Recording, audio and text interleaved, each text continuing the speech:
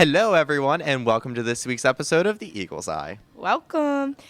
I kind of cut Brianna off. You really did. I was about to talk, and then you're like, hello. But so I'm not sure if this is an opening or not, but the cafeteria has some new rules. Is that an opening? No, it was supposed to be not sure if the students are going to like these new rules of the cafeteria, but they are the rules, and rules are rules. You got to follow the rules. Because I don't like the new rules. I'm about to be real honest. I don't.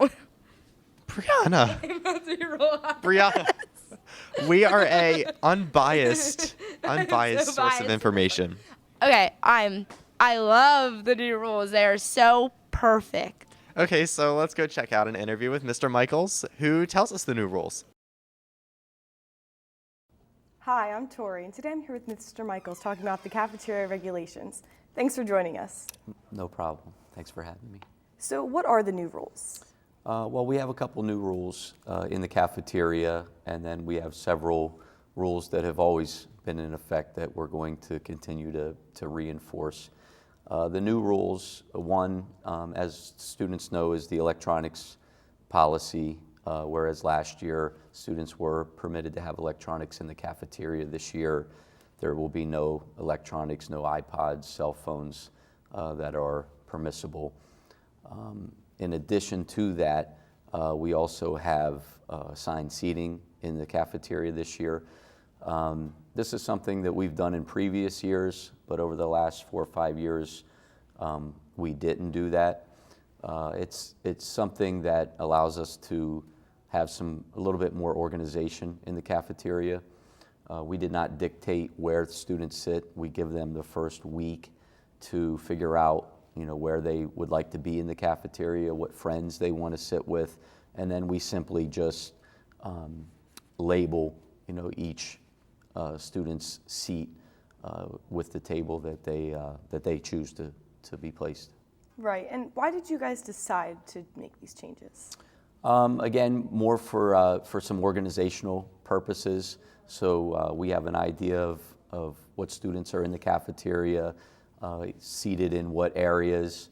Unfortunately, we did have some situations where students weren't cleaning their tables, leaving trash on the table. So this will help us better identify those students, have conversations with those students about doing the right thing, being a good citizen, and throwing away their trash. Okay, so how did these decisions take place?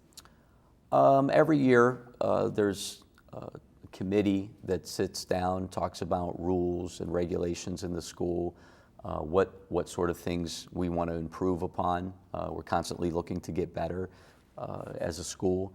So from the committee is where these ideas are born. Okay, so what are the consequences if the rules aren't followed? Consequences for the electronics are normal, just as if you were in the classroom. So if you're caught with electronics in the cafeteria, first offense, it's confiscated and returned at the end of the day.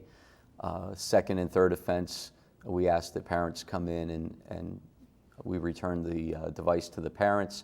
And then beyond that, we start getting into exclusion from school, having to have sit-down conversations with parents, student, counselor to ensure that the infraction doesn't continue. In regards to the seating, those type of things are usually it's a verbal thing. Please go sit down. The trash, if that becomes an issue, it's going to be administrative detentions for students who are not doing the right thing and throwing away their trash. So basically the new assigned seats will work, that you just basically tell the kids to go sit back down? Yes. Okay. Yeah, So. please take your seat, Okay. and where in the past, maybe a student didn't have a designated seat per se, now they definitely do. Okay, so how do you hope these new policies will help the cafeteria? We just continue to try to improve and get better organization for students and for staff.